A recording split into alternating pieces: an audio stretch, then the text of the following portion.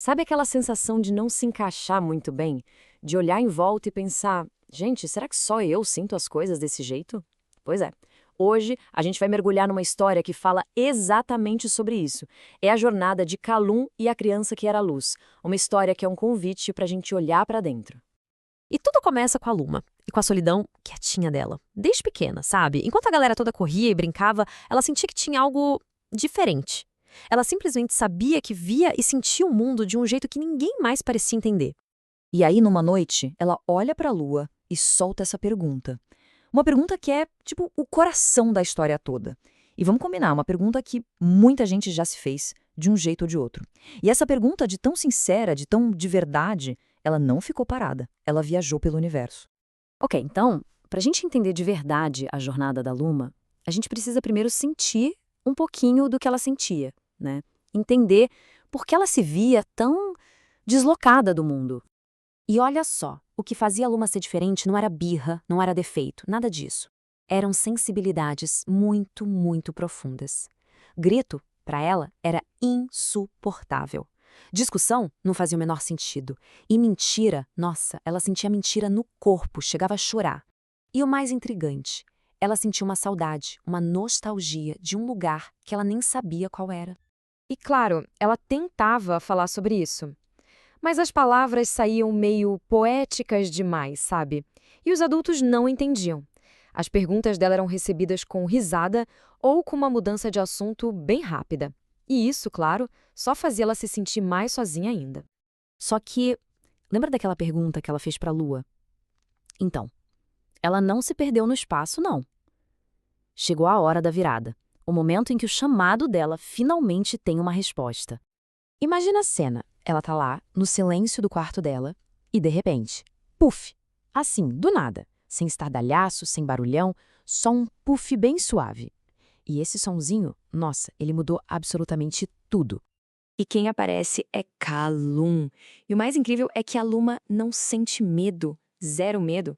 Pelo contrário, ela olha pra ele e reconhece. Ela sorri.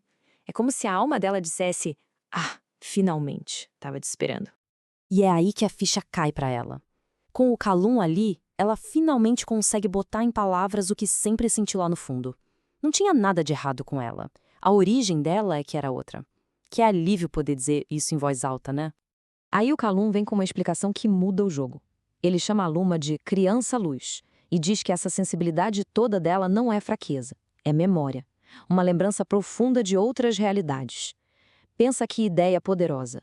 Sentir-se diferente não é um erro, é só uma memória de casa. E que lembranças são essas? Ah, são lembranças de coisas que aqui parecem até sonho. Um amor que não cobra, sabe? Um tempo que não tem pressa.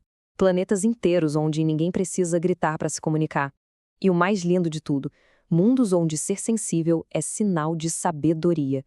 Bem diferente do que a gente vê por aqui, né? Bom, com essa revelação toda, a Luma começa a se enxergar de um jeito completamente novo. E é aí que o propósito dela na vida começa a aparecer, a ficar mais nítido. E o propósito dela? Não era ficar isolada no cantinho dela de jeito nenhum, era o oposto. Kalum explica que a missão dela é ser tipo um farol, é usar essa luz de dentro para lembrar os outros dessa sabedoria esquecida e principalmente para mostrar que tá tudo bem ser diferente. É uma missão em tanto. E para ajudar ela a ver isso de verdade, o Kalum dá um presente mágico, um espelho. Mas não um espelho qualquer, claro, um espelho feito de poeira de cometa, que não mostra o rosto. Ele mostra a essência. E quando a Luma olha, uau! Ela não vê o cabelo, os olhos, ela vê a própria energia brilhando. Vê fios de ouro saindo do peito dela. Imagina a cena? É um momento em que ela se aceita por completo, porque ela finalmente se vê de verdade. Esse encontro, claro, muda a vida da Luma para sempre. Mas a mensagem, a mensagem vai muito além dela. É para todo mundo que já se sentiu meio perdido, sem rumo. Antes de ir embora, Kalum deixa um último presente para a Luma. É quase como um selo invisível e uma ferramenta bem simples. Ele diz: "Olha, quando a dúvida bater, só toca no teu peito. A tua luz mora aí." Simples, né? Mas muito, muito poderoso. E a história se encerra voltando para aquela pergunta universal, aquela que assombra tanta gente sensível, especialmente as crianças. Aquele pensamento que vem baixinho no momento de dúvida: será que tem alguma coisa de errado comigo? E aqui vem o grande final, a virada de chave da história toda. Essa pergunta, na verdade, não é um sinal de fraqueza, é um chamado. É como se, ao se perguntar isso, a criança estivesse ligando o farol, chamando Kalum de volta. É um sinal para ajuda a chegar, para a compreensão voltar e para a gente se lembrar de quem a gente realmente é.